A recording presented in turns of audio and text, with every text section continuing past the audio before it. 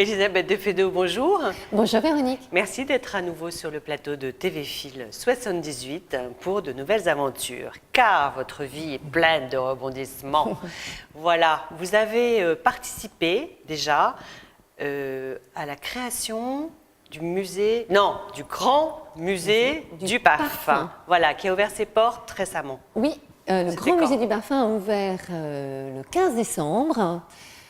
Donc ça, c'était l'inauguration avec ouverture au public le 22 décembre au 73 rue du Faubourg Saint-Honoré. C'est juste en face du Bristol. 8e. Dans le 8e. D'accord. Alors, quel a été votre rôle? Je crois qu'il y a eu 16 experts qui ont travaillé à la conception de ce musée. Absolument. Donc, vous faisiez partie. Voilà. Moi, ils m'ont intitulé conseillère scientifique et culturelle pour tout le parcours historique, qui se situe donc au R-1. Donc, on est dans les sous-sols. R-1, ça veut dire... Voilà. Donc, en fait, c'est un très bel hôtel particulier, si vous voulez, qui était l'ancien hôtel particulier de Castelbajac. Donc c'est à côté de l'Élysée, hein, avec un magnifique jardin, enfin c'est un lieu enchanteur. Magnifique, ouais. Et il y a de très très beaux sous-sols, hein, voûtés, extraordinaires, dans lesquels donc on a construit un parcours historique. D'accord, donc c'est vous qui êtes l'initiatrice de ce... Voilà, donc j'ai été à l'initiative, au tout début. À la réalisation. À la réalisation, et puis également sur tous les contenus scientifiques, culturels, voilà, donc là par exemple on voit...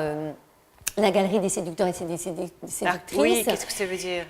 En fait, pour moi, c'est une sorte de frise chronologique au travers des histoires d'amour qui ont été marquées par la présence du parfum. Ah, d'accord. Soit comme complice, soit comme trublion. Donc, il y a comme ça des histoires, 8 histoires en fait de couples. Ah oui, carrément. Alors, soit des couples d'amoureux, soit des couples de rencontres en fait, d'accord, puisqu'ils appartiennent à la même époque.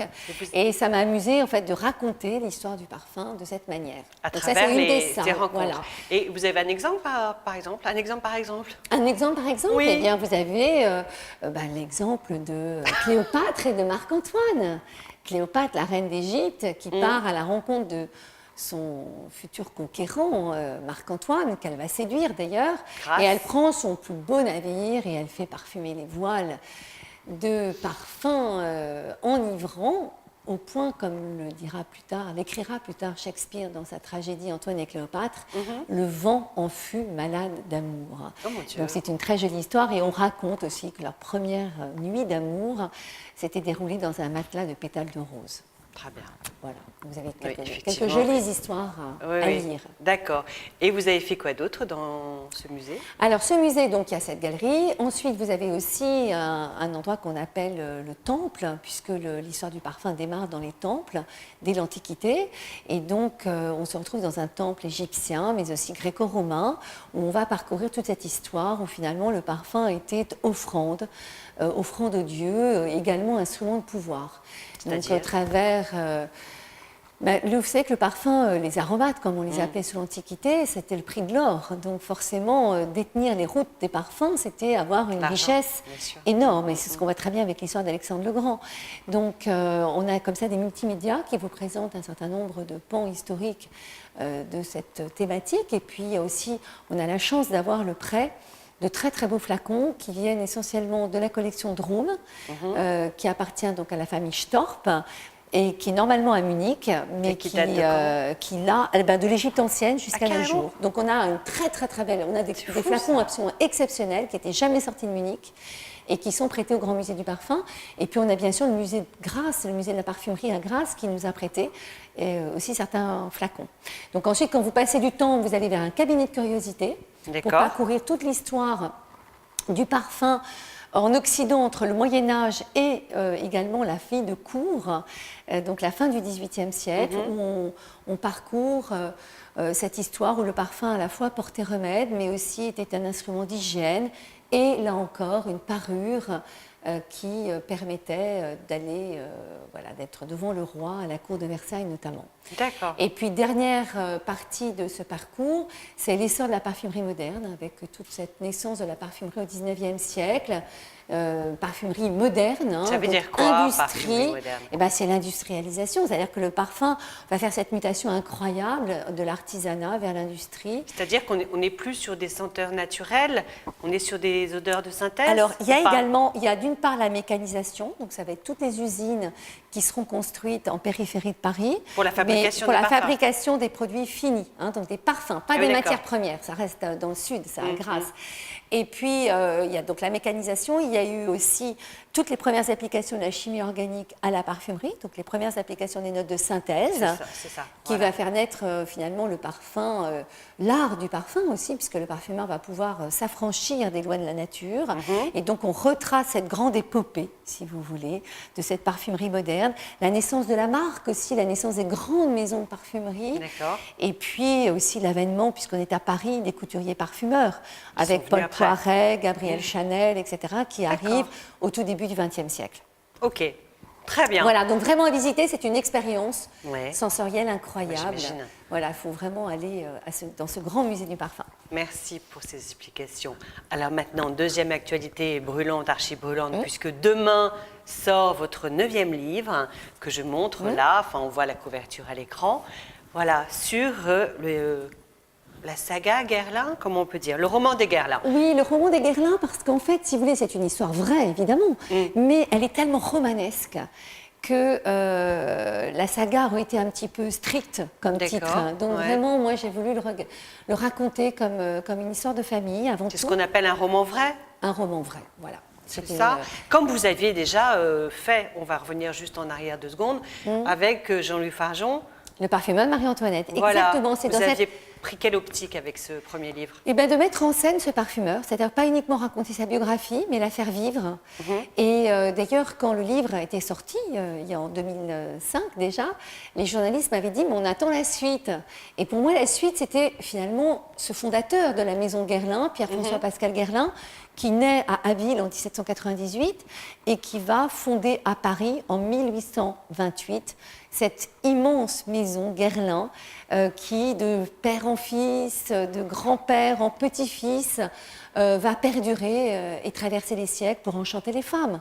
Les hommes aussi. Et les hommes aussi. Voilà, mais les femmes quand même. Voilà. Oui, donc vous avez eu cette idée... Déjà, il faut dire quand même, on peut le dire que votre parfum de prédilection, c'est l'heure bleue. Vous avez un lien particulier avec cette maison Guerlain. C'est un parfum que vous portez depuis toute petite, hein? Oui, depuis toute petite, depuis l'âge de 16 ans. Oui, oui, depuis le moment où ma mère m'avait dit qu'il fallait choisir un parfum de grande.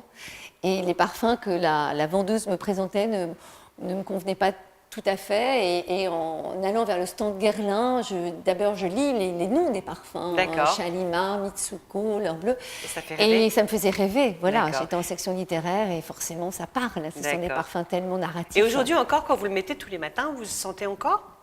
Alors on le sent moins parce qu'en fait, le sens de l'odorat, c'est celui de la survie. Voilà. Donc par définition, vous sentez ce qui est nouveau, ce qui est différent, donc qui là, potentiellement est un danger. Voilà. Moi, je le connais, mais de temps en temps, je ne le porte pas pendant quelques jours, juste pour le plaisir de remettre. Et puis je le retrouve sur les vêtements. Ah oui, effectivement. Donc, on peut raconter donc en quelques mots ce roman des Guerlain. Donc Pierre-François Pascal, lui, il a démarré comme commis en vendant des comment ça s'appelle? Des parfums. Déjà? Oui, c'était ce qu'on appelait déjà des parfums, enfin des produits de parfumerie, on va dire. Oui. Pour les grandes maisons de l'époque, qui étaient Briard, et puis aussi Dissay-Pivert. Il a parcouru l'Europe.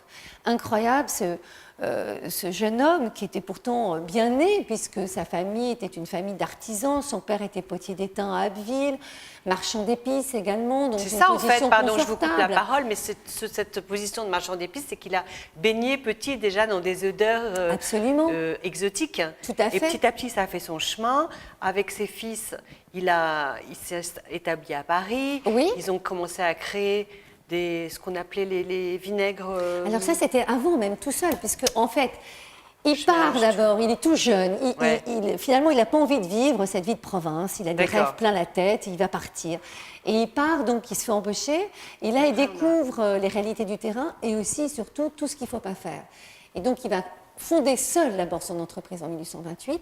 Et plus tard, en 1864, ses deux fils, Aimé et Gabriel, le rejoindront. Et c'est D'accord. ainsi que ils vont fonder aussi cette entité familiale. C'est une dynastie où finalement chaque membre de la famille va travailler dans l'entreprise en fonction de son talent. Même D'accord. s'ils doivent tout savoir faire, ils vont ensuite se consacrer au domaine qui leur convient le mieux. D'accord, donc ce sont bien eux qui ont commencé à introduire les essences de synthèse. Oui, avec Jiki Déjà, en 1889. avec le parfum Jiki qui existe toujours d'ailleurs ou pas? Bien sûr, Bien Jiki sûr. existe toujours. Ouais. Et alors, un peu avant, en 1874, ils avaient créé un parfum qui s'appelait Pao Rosa, qui n'existe plus, lui, pour le coup. Et ils avaient déjà introduit les notes de synthèse. Mais à l'époque, Aimé Guerlain n'osait pas le dire, parce que c'était très mal vu. C'est tabou. Et il avait dit qu'il avait utilisé des tuteurs invisibles. Oh, c'est beau Voilà. comme expression. Oui. Ouais. Et donc, tous ces parfums qui sont toujours existants et portés encore aujourd'hui, je pense à Vol de nuit, Bien sûr. Saint-Exupéry, Mitsuko, L'Heure ils ont bleue. tous. Mais en fait, ce qu'il faudrait faire, bon, il faut lire ce livre qui est passionnant et qui écrit, Merci. on se régale, ça coule tout seul et on apprend plein de choses, même sur l'évolution industrielle, économique de cette période du 19e. Et l'évolution des femmes aussi. L'évolution des Parce que femmes et l'histoire la de modernité Guerlain, qui arrive. Voilà, l'histoire de Guerlain, c'est l'histoire des femmes, c'est l'histoire de Paris aussi. Oui, et d'ailleurs c'est rigolo parce que chaque homme de la famille Guerlain va créer un parfum pour la femme dont il est amoureux. Oui, absolument. On parle Il y a de- beaucoup- En fait, c'est une histoire d'hommes parce que c'est vraiment des créateurs Oui. masculins, mais derrière, il y a toutes ces muses, qu'elles soient lointaines ou au contraire toutes proches, comme Lily Guerlain, qui était l'épouse de Jacques, un immense créateur Guerlain, pour qui il a créé notamment l'Heure bleue et puis beaucoup d'autres parfums. Voilà. Et Jacques Guerlain avait dit à son petit-fils, on ne crée des parfums que pour les femmes que l'on aime Voilà. et avec qui l'on vit. Donc c'est assez joli et on sent les femmes très proches parce qu'il n'y a pas que les parfums, il y a aussi la beauté, hein, les cosmétiques. Oui, alors le après, ils sont passés à maquillage. la beauté Voilà. et ils ont proposé toute une gamme de produits pour avoir la peau plus claire, plus Vous savez que la blanche, crème plus- Nivea, c'est quand même Mais Guerlain. oui, c'est ce que j'ai vu. Bien sûr, C'est lui qui a oui. vendu Nivea aux Allemands. Il a vendu le nom Nivea à Bayodov, exactement. C'est aux rigolo Allemands. ça, hein. Ouais, Moi, j'ai ouais. vu ça dans Mais les c'était lui. Mais on découvre plein de choses super rigolotes et vraiment intéressantes. Et aussi, si on veut plus se pencher dans ce monde mystérieux des parfums, moi je recommande de lire votre livre avant, la Bible. Ah, le livre Les parfums chez Bouquin, Voilà. dans la collection Bouquin. Alors ça, c'est un Ouais. pur bonheur parce que on prend le nom des parfums et vous expliquez. Ne m'oubliez pas le parfum que portaient les marraines de guerre Oui. pendant la guerre de Oui, 14. absolument. Pas oublier leur petit filleul au front. Oui. Enfin, il y a toutes des histoires complètement magiques et poétiques. Et c'est un bon complément, je trouve, à Guerlain. Oui, tout à fait, c'est vrai. Bon, merci. À Merci, bientôt pour de Véronique. nouvelles aventures, des livres, des parfums, des Oui, bougies. ça change, je ne sais pas encore, sait pas. mais en tout Hein? cas, je serai toujours très heureuse de venir sur votre plateau. Ah, mais vous êtes adorable. Et puis, il faut faire en allant, comme dit Guerlain. Exactement, faire en Allons-y. allant, ne jamais se décourager. Oh, ben, on ne fait plus que ça. Voilà. Ciao. Ciao. Au revoir.